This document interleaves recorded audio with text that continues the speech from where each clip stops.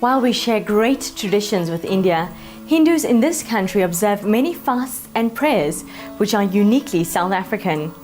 When our indentured forebears came to this land, they had to adapt their traditional ways of worship to suit the conditions of their new home. Araadhana documents Hindu fasts and festivals as practiced by South Africans of Indian origin. We learned more from the author Devaki Govender during its recent launch.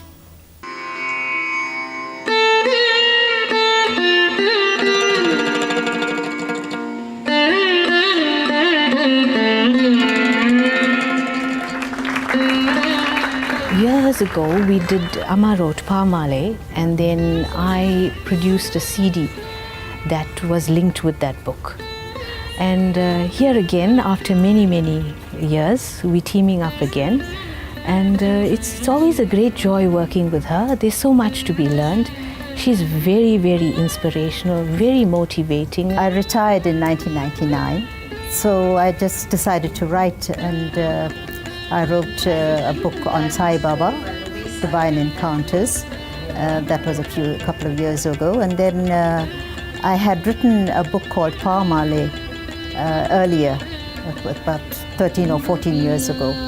And I thought that I should upgrade that book because there were people who were asking me for copies of Pamale long way after it was gone out of print.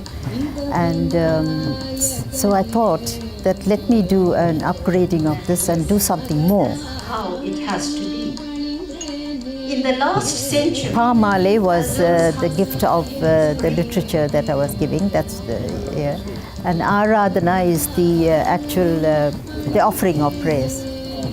I have introduced the Puratasi festival. I have introduced recipes, traditional recipes, and also some vegetarian dishes which will enable them to observe this fast as it ought to be observed.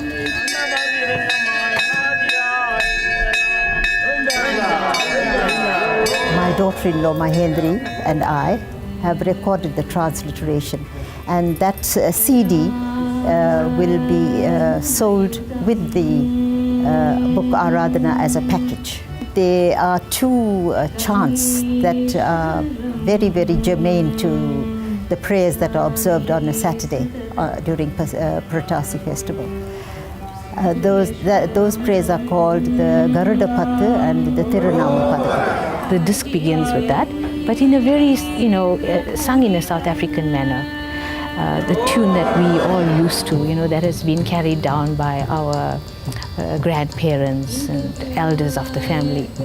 And then thereafter, the songs have been very carefully chosen by Amma. We looked at the meanings, we looked at what powerful content is contained in these songs, and we've included them on the disc. So when you begin your prayer, you've got the chants, and then thereafter the satsang follows with all the suitable songs for that prayer.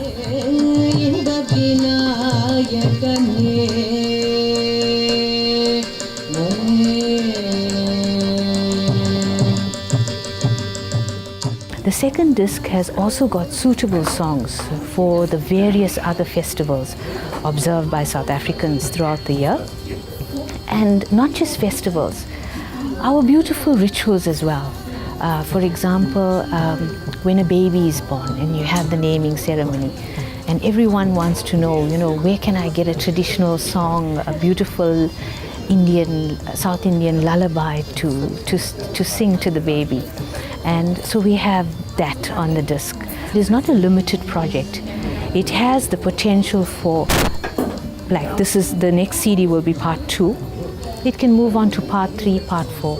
So it's open to a lot more material.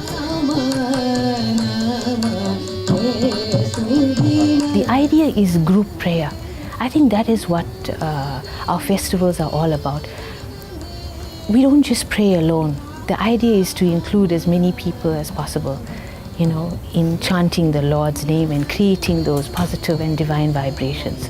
The older generation has died out. And the older generation were the custodians of culture, and they would impart to the young people. I think for that reason, they need something like this that will be a handbook for them to learn from. It's an intrinsic need to leave behind something, to ensure that young people are not confused, they are guided, they have the confidence to observe these prayers in their own homes. I think that's what this offering is all about.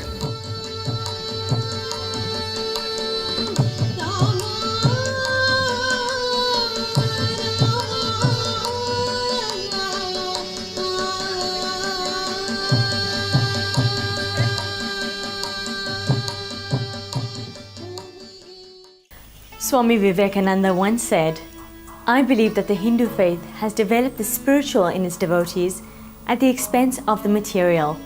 And I think that in the Western world, the contrary is true. By uniting the materialism of the West with the spiritualism of the East, I believe much can be accomplished." And that's where we ended today, but your sadhana keeps going on. Be sure to catch us again next week, same time, same place.